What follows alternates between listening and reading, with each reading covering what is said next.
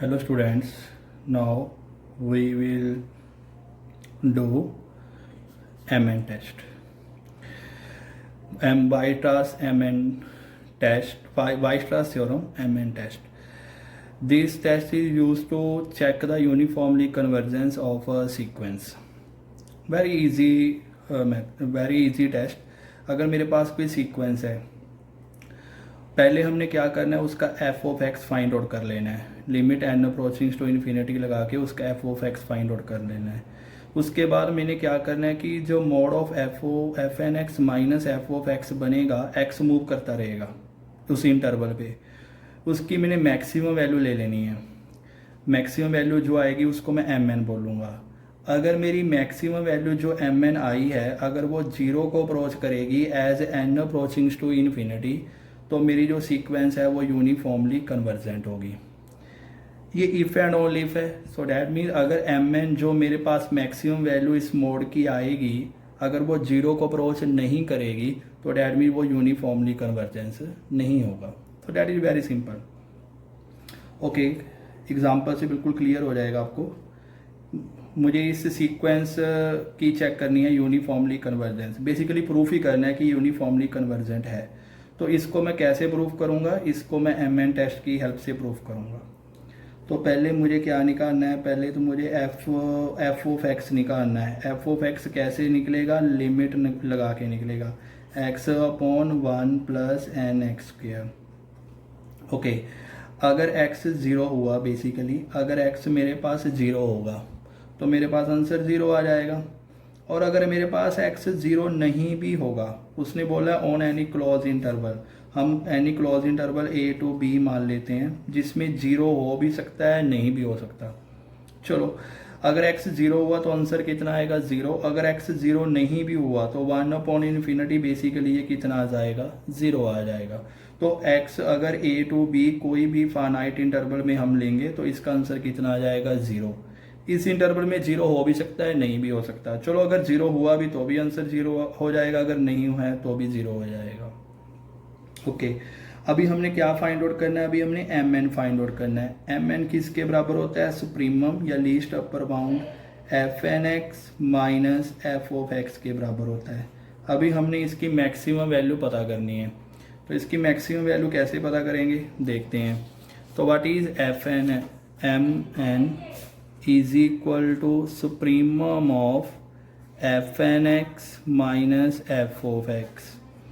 तो what is fn x? fn x मेरे पास कितना गिवन है? मुझे fn x गिवन है x upon 1 plus N x square, और f of x मेरे पास कितना है? ज़ीरो आया है। ये fn x है और मेरे पास f of x कितना है? ज़ीरो आया है। तो अभी हमने इसकी मैक्सिमम वैल्यू पता करनी है, क्या बनेगी? तो कैसे पता करेंगे? That is equal to supremum of X upon 1 plus N x square.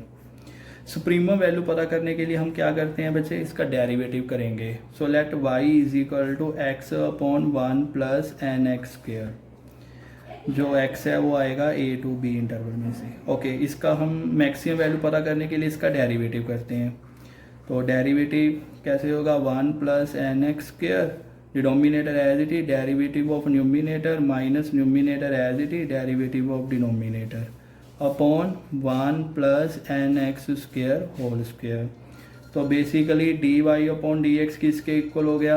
That is 1 plus N x square minus 2nx square upon 1 plus N x square whole square. तो मेरे पास डेरिवेटिव क्या बन गया? That is equal to 1 plus N x square upon 1 plus N x square whole square. इसके बाद हम क्या करते हैं? फर्स्ट टाइम डेरिवेटिव को ज़ीरो पुट कर देते हैं। अगर मैं फर्स्ट टाइम डेरिवेटिव को ज़ीरो पुट करूँगा तो मेरे पास क्या आ जाएगा? 1 is equal to n x square. So that mean x square is equal to 1 by n, और एक्स की वैल्यू कितनी आ जाएगी मेरे पास? एक्स की वैल्यू आ जाएगी that is equal to plus minus 1 by root n. Okay, इसके बाद हम इसका बेबी कर्व बना लेंगे 1 by root n minus 1 by root n, और हम ये चेक करेंगे कि मैक्सिमम वैल्यू किस पॉइंट पे आ रही है इसकी।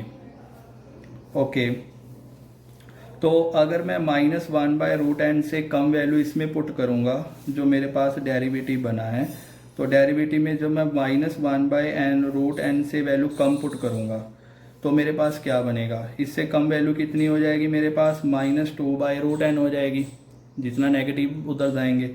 तो अगर मैं वो पुट करूँगा तो मेरे पास कितना आंसर आ जाएगा इसका, -1/2√n, सॉरी -2/√n। इससे अपन नेगेटिव वैल्यू पुट करेंगे तो -2/√n बेसिकली कितना बन जाएगा, अगर मैं डेरिवेटिव के अंदर पुट करूँगा तो मेरे पास बन जाएगा 1 - n 4/n। सो अपॉन तो पॉजिटिव ही रहना है क्योंकि स्क्वायर है तो पॉजिटिव ही रहना है। तो ऊपर 1 - 4 कितना बन गया, नेगेटिव बन गया।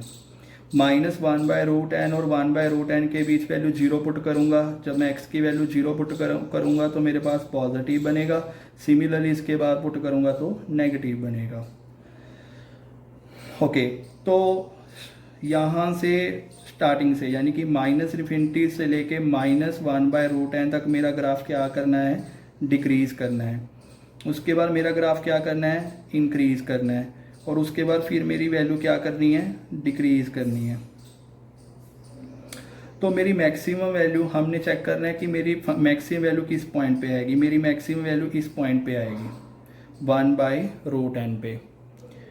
क्यों, क्योंकि पहले ग्राफ डिक्रीज कर रहा है, उसके बाद ग्राफ डिक्रीज कर रहा है, फिर ग्राफ ने क्या किया, इंक्रीज करना स्टार्ट किया, ठीक है, फिर ग्राफ ने फिर डिक्रीज करना स्टार्ट किया।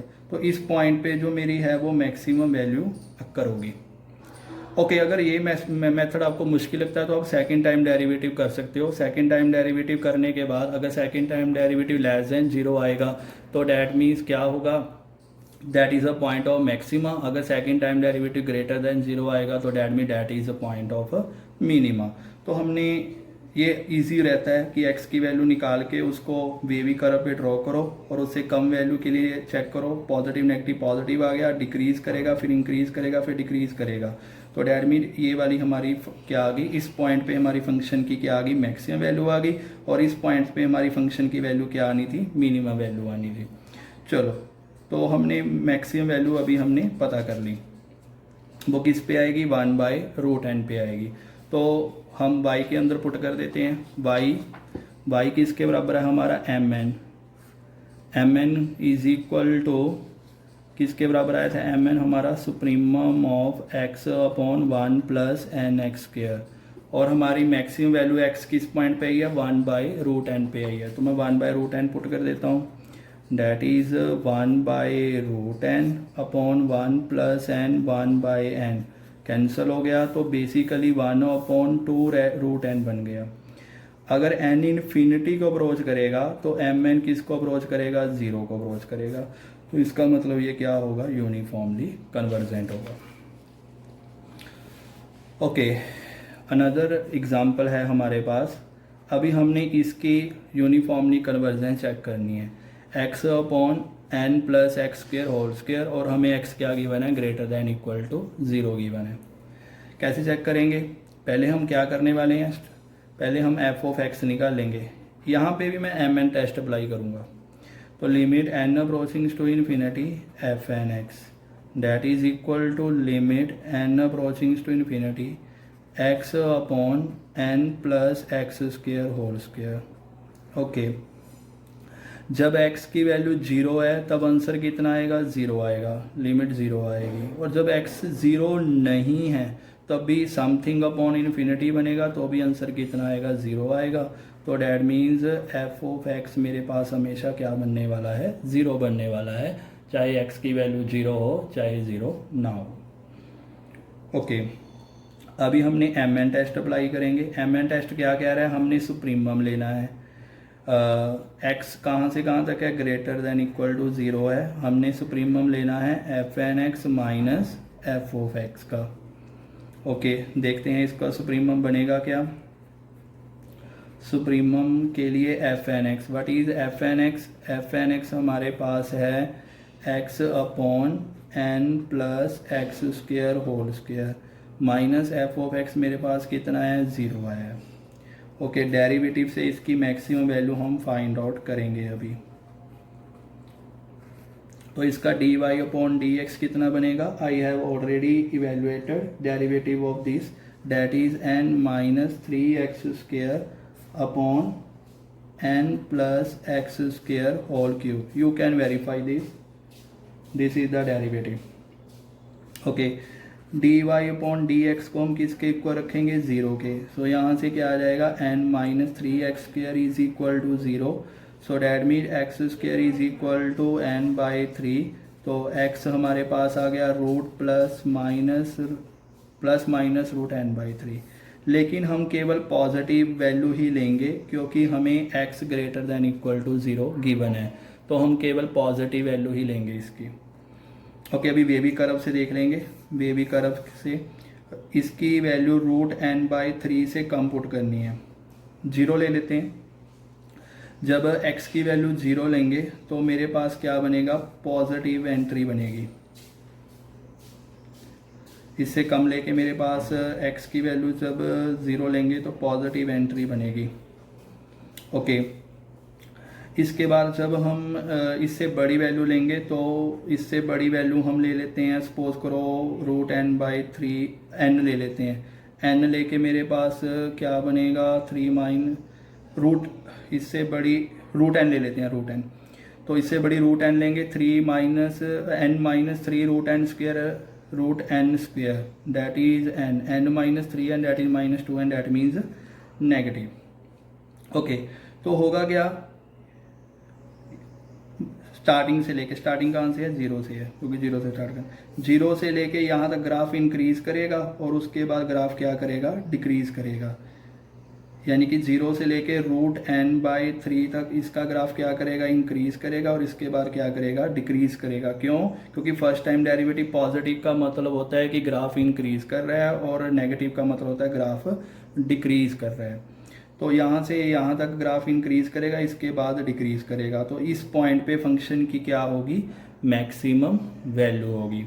तो मैक्सिमम वैल्यू की इस पॉइंट पे होगी, x is equal to root n by 3. Okay, you can verify this by taking the second time derivative of this. After that अगर second time derivative negative है तो point of maxima, greater than 0 है तो point of minima. But this is easy method. Baby curve से आप draw करके इससे कम value put करके देख लो डेरिवेटिव क्या बन रहा है, इससे बड़ी वैल्यू पुट करके देख लो डेरिवेटिव क्या बन रहा है. फिर ग्राफ से पता चल जाएगा कि यहाँ से यहाँ तक ग्राफ इंक्रीज कर रहा है फिर डिक्रीज कर रहा है. So that mean it is a point of maxima.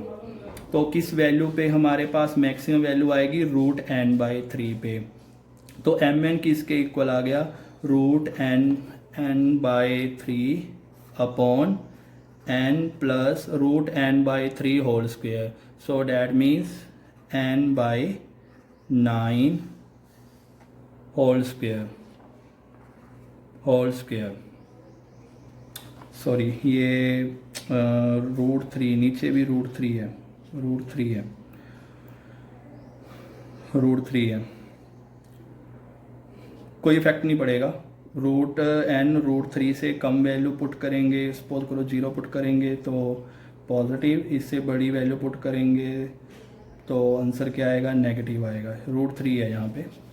Okay, तो कितना बन जाएगा mn, दोबारा देखते हैं. x की वैल्यू कितनी है, रूट n बाई रूट 3 और नीचे कितनी है हमारे पास, n प्लस एक्स स्क्वेयर मतलब n by 3 whole square, n by 3 whole square. इसके अंदर मैंने ये वाली वैल्यू पुट कर दी. ओके, तो mn बेसिकली कितना बन गया, रूट n बाई रूट 3. ये क्या बन जाएगा हमारे पास, 3 एलसीएम आ जाएगा और ऊपर 9 चला जाएगा. 3n प्लस n कितना बन जाएगा, 4n की स्क्वायर कितना बन जाएगा, 16n square. Okay, basically mn कितना आ गया मेरे पास, ये कट जाएगा, 3 रूट 3 आ गया अपॉन 16 आ गया. यहाँ n 1/2 है, यहाँ n स्क्वायर है तो n कितना आ गया, 3/2. As n approaching to infinity mn किसको अप्रोच करेगा, 0 को अप्रोच करेगा. तो इसका मतलब ये वाली सीक्वेंस भी क्या होगी, यूनिफॉर्मली कन्वर्जेंट होगी. Thank you.